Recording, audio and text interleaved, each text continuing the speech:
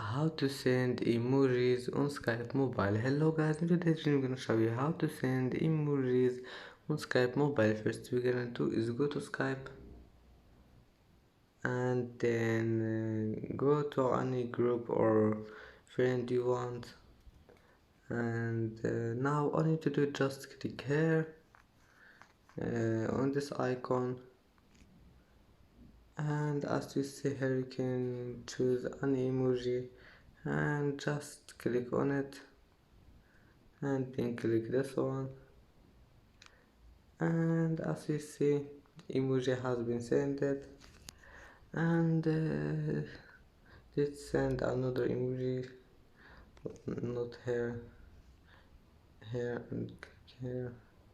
And as you see, that's it for today's video. Don't forget like and subscribe, and see you in the next video.